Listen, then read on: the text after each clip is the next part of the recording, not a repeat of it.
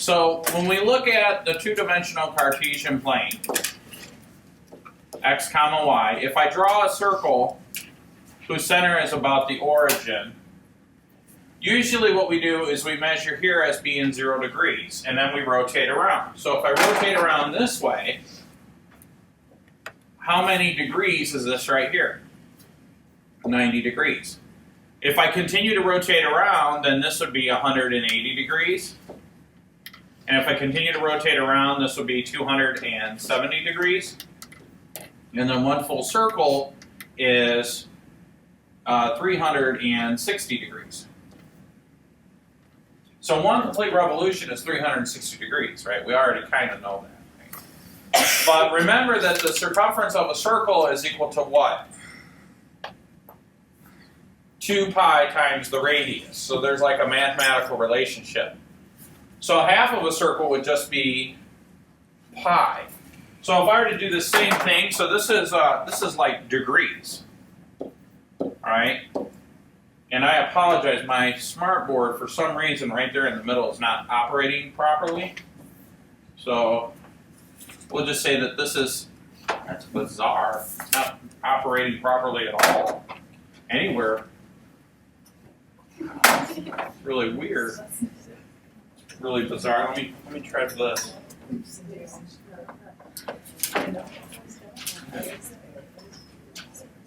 All right, so now, if I come over here, what is going on? That's weird. Okay, now it's working a little better. If I come over here and I do the same thing, so this is degrees over here, okay? This is degrees.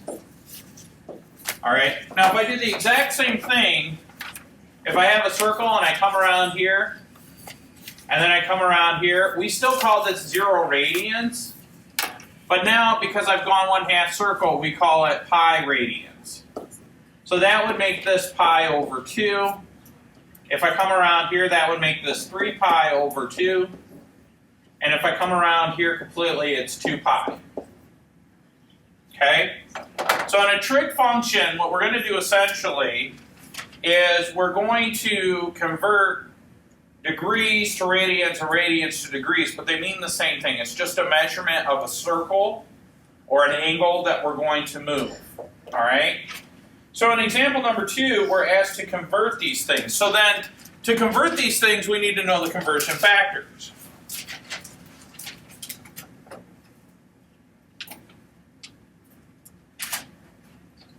All right? So what I'm saying is that 180 degrees is equal to 1 radian, or pi radians. Now that could be written 2 ways. I could write that as a conversion factor of 1 pi radians over 180 degrees, or 180 degrees over pi radians. Which is pretty easy. So, for example number 2, what they want us to do is they say, all right, what is 90 degrees in radians? Well, I need to multiply by a conversion factor. So I could have pi radians or 180 degrees, and I just need to decide what goes on top and what goes on bottom. So what goes on bottom? Huh? Degrees, right? Because it's going to cancel with this. Very good. So I'm going to put my 180 degrees here and pi radians up here. Okay? So that my degrees can cancel. And then what we end up with is 90 over 180 times pi radians, which is really just pi over 2 if you reduce the fraction, right? Because 90 over 180 is the same as 1/2. So pi over 2 radians. Now you could do this on your calculator too, but when you do your homework, I want you to do it by hand so you get the hang of it. Okay? But I want you to do it on your calculator too, because truth be told, when you take the ACT or the SAT, you got 60 seconds to get the answer. And you can hit 3 buttons in about 4 seconds on the ACT, but it takes you a little bit longer to write it by hand. It only took me 20 seconds to write that out by hand, right? But How do I do that on my calculator? Well, we started in degrees, but what did I convert it to? Radians, right? So what I could do is I could go to my calculator and make sure I'm in radian mode.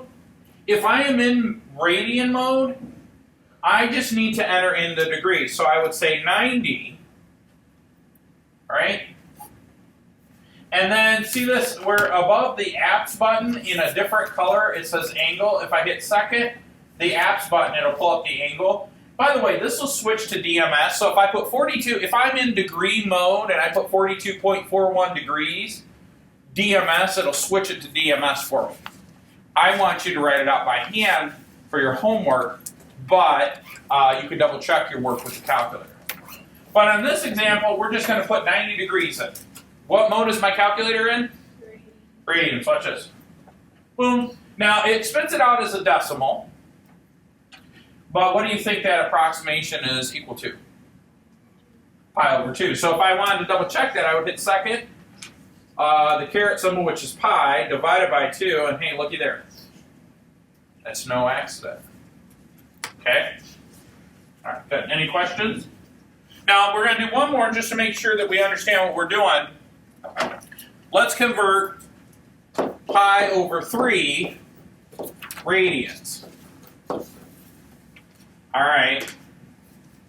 This one's a little trickier. What goes on bottom?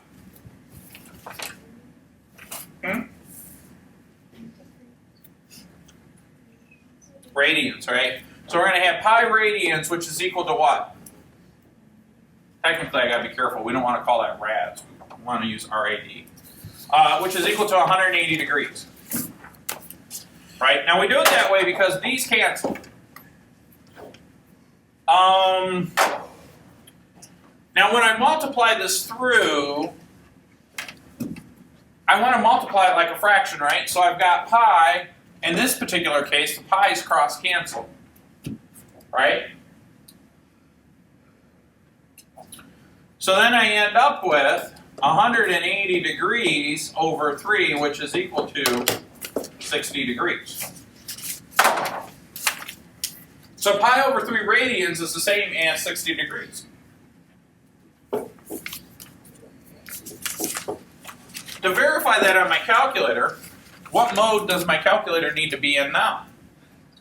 Degrees. There's another way to do it, but I want you guys to get familiar with switching the mode on your calculator, so I'm teaching it a little different. So I'm going to highlight degrees. I click the mode button, go in and switch it to degrees. Then I come out, and now I want to enter in radians. So I had pi divided by 3, divided by 3. Now when I hit the second apps button, which pulls up my angle menu, what do you think that little R stands for? Radians. So if I hit option number 3, what am I telling my calculator? Pi over 3 radians. Now the only thing that bothers me is I should probably put this in parentheses. I'm not sure if it'll do it or not.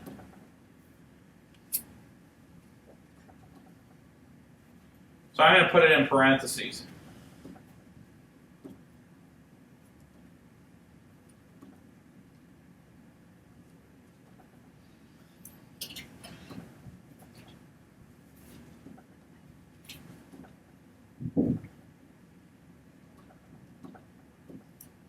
Like that.